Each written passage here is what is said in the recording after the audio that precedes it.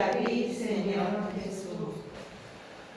En esta semana comenzamos a leer una selección de los textos de los libros de los Macabeos, el primer y segundo libro de los Macabeos, que no es una sucesión cronológica, sino que son paralelos. Por eso la liturgia nos va a presentar una selección de los dos.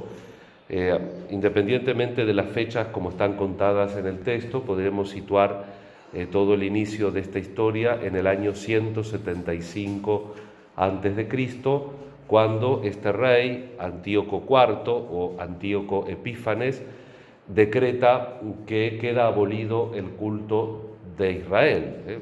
Todos los que tenían el libro de la ley, todos los que participaban del culto en el templo, se les prohibía hacerlo, hasta que progresivamente, con el correr de los años, como nos indica el texto que hemos leído hoy, termina profanando el templo de Jerusalén, la abominación de la desolación.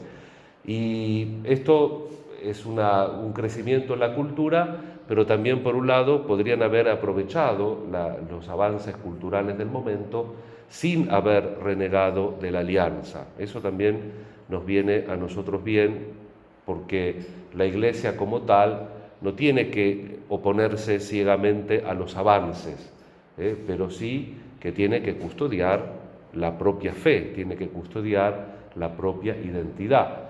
Y esa propia fe y esa identidad tienen que estar enraizadas en la alianza, en un vínculo auténtico con Dios. No se trata del bien absoluto de no comer carne de cerdo, o el bien absoluto de la circuncisión, o el bien absoluto de hacer determinados rituales en el templo. Todo eso, inclusive lo que Jesús se queja, pero no dice que está mal, pagar el impuesto de las verduras más baratas, digamos, la menta, la ruda, el comino.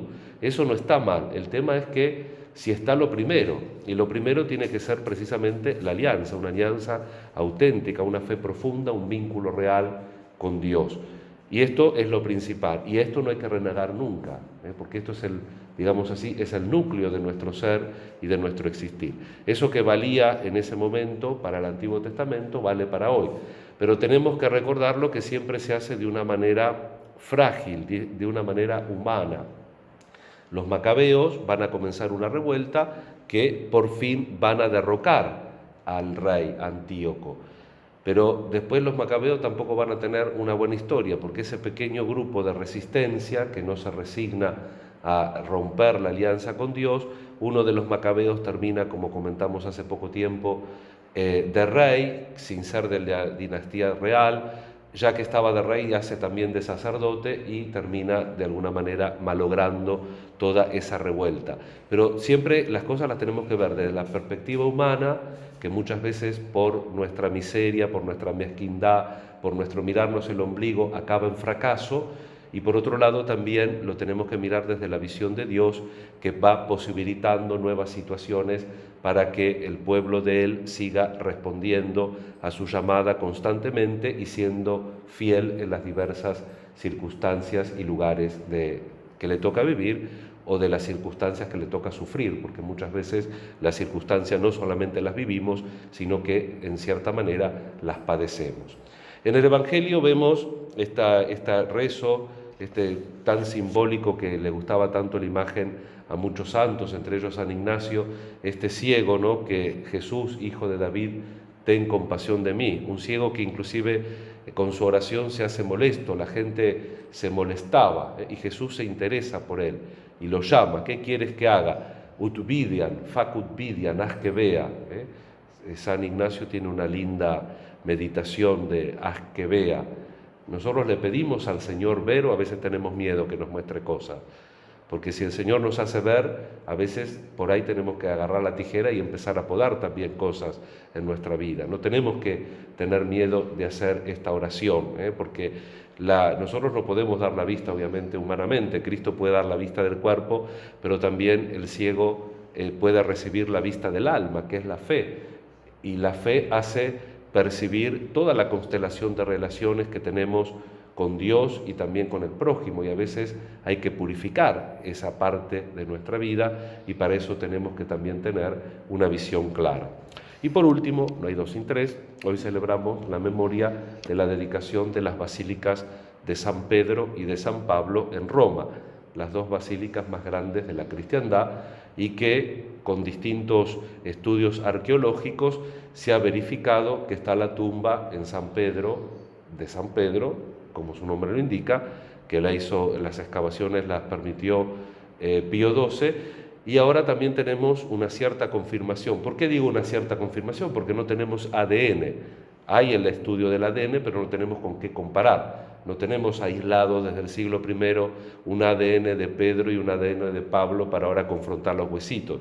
Pero ciertamente que en ambas basílicas, en el altar principal, abajo, con signos de las basílicas anteriores, hay urnas que contienen huesitos, que en el caso de San Pedro también por derrumbes que hubo en la época, porque todo eso es un cementerio, la Conciliazione, todo eso abajo es un cementerio. Está habilitado para visitar y restaurado todo lo que es el perímetro de la basílica, que se puede visitar, el Ufficio Scavi se llama en el Vaticano, y se pueden ver, digamos así, las bóvedas que había de la época en el siglo I, y todo arriba es lo que nosotros vemos, la Basílica de San Pedro, hasta el río, hasta el Tíber. Y claro, a veces hubo movimientos de tierra, hubo derrumbes, pero el lugar estuvo siempre identificado. Inclusive hay un pedazo de un famoso muro rojo que hablan los historiadores de los primeros siglos, pero claro, hay mezclado huesitos humanos, huesitos de ratitas, hay un montón de huesitos mezclados, y algunos de esos huesos tienen púrpura, es decir, que estuvieron envueltos en paños rojos como signo de que se estaba cuidando esa reliquia. Y por eso digo, al no haber el ADN no se puede determinar cuál es cuál, pero tanto en la Basílica Vaticana como en la Basílica de San Pablo fuera de los muros se encuentran esos restos arqueológicos sin ninguna duda del siglo I. Tenemos un origen de la fe apostólica. Y hoy se recuerda la dedicación de las dos basílicas porque en 1626 el Papa Urbano VIII dedicó un 18 de noviembre la actual Basílica de San Pedro, y en un 10 de diciembre se dedicó la de 1854, Pío IX dedicó la Basílica de San Pablo fuera de los muros, y como siempre a los apóstoles la tradición litúrgica los reunió. Nosotros hoy recordamos esas dedicaciones de la Basílica que tienen que ver con nuestro ser católico, apostólico precisamente, y estas dos basílicas que son de Roma. Pidamos entonces renovar nuestra fe, una fe que, vuelvo a insistir, no consiste ni en la ropa que traemos ni en los ritos que hacemos, sino en la unión verdadera y en la acción de Dios en nuestra vida, que en los sacramentos se hace verdaderamente presente Él, una acción que nosotros tenemos que corresponder siempre con la alianza de nuestra vida donada a Él. Y entonces sí, las cosas que nosotros hacemos, los ayunos, las oraciones, los sacrificios, la manera también con que nos vestimos, tiene sentido. Y por eso Santa Teresa de Jesús decía que ella era capaz de dar la vida por la mínima rúbrica de la misa, de la liturgia.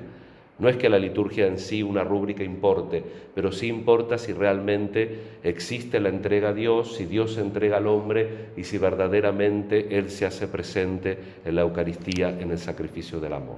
Pidamos entonces que siempre nosotros estemos profundamente enraizados en Dios, que también tengamos confianza en este día, que hace un poquito de calor, al menos para mí, de presentar las necesidades, las intenciones que tenemos en nuestro corazón, las cosas que nos preocupan, y poner nuestra vida entera en Dios, que es un Padre que nos bendice y que siempre al lado de Él podemos encontrar un camino y la luz al final que le dé sentido a nuestros problemas y a nuestra existencia.